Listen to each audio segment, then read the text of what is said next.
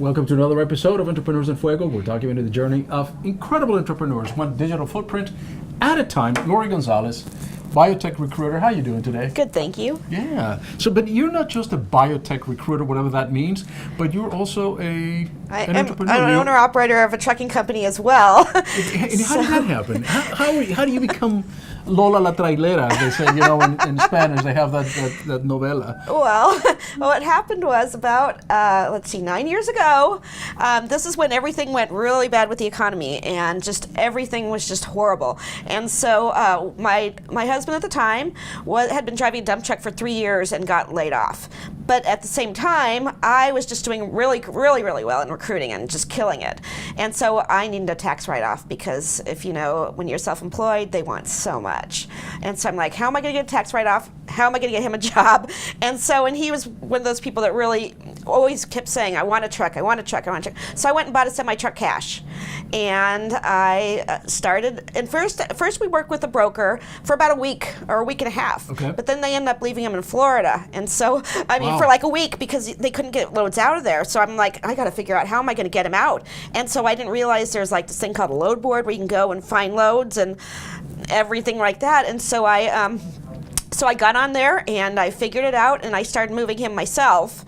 And then just still to this day, I'm still like moving him, finding loads. But I've had to be very, very creative because in trucking, you don't have $100 problems, you've got $1,000 problems. And so when things break down, and it's just that you have to keep the cash flow going, and the market is always changing. I just only have one. I just have one, okay. but I'm like I also have my recruiting, so I'm really pretty. It's enough.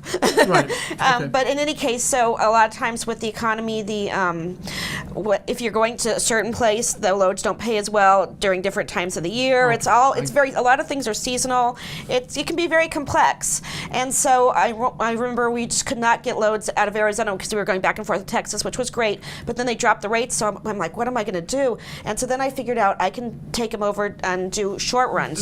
So as a biotech recruiter, what do you do? Okay, going back to biotech recruiting? Yeah, let's go back okay, to well that.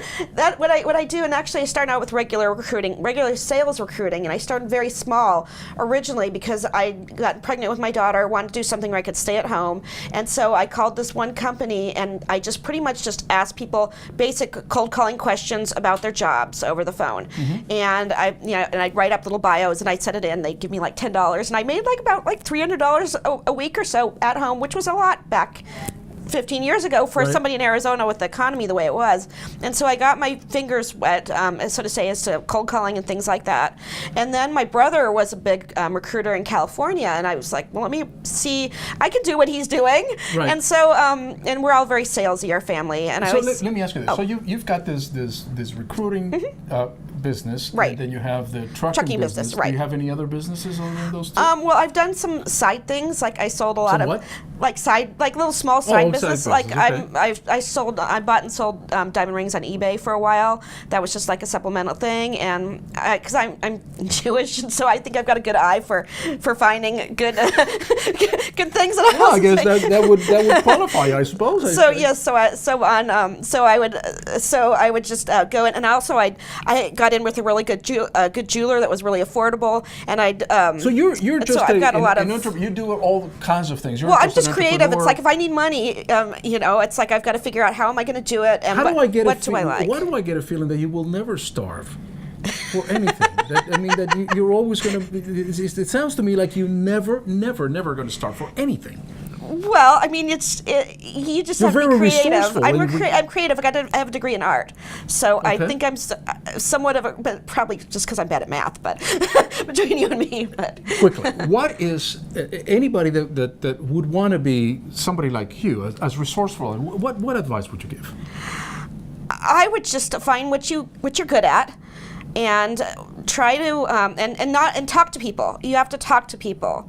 That's the main thing. It's as I was flying up to California, I sat next to a manager for a pharmaceutical company, and he actually had an opening. Works with contingency recruiters like myself. So not only did I get an opening to work on for a medical device rep, which is really cool, I also got to write off my my ticket for my travel expense and everything. So I mean, you just have to talk to people. I think that's the main thing. And I'm obviously very outgoing, and I think that no matter where you are, what you do, talk to people because they may have something of interest to you and you to them, and you can help them too, which is always good to give back. So. The word is gregarious, engaging.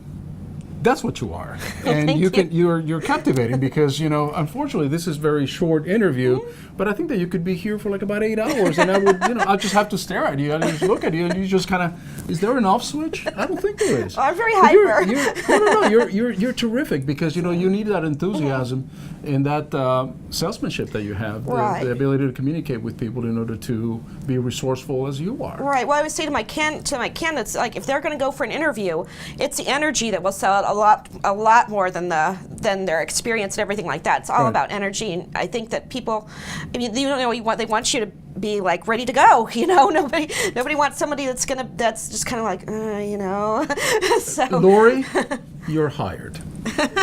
With that, we're out.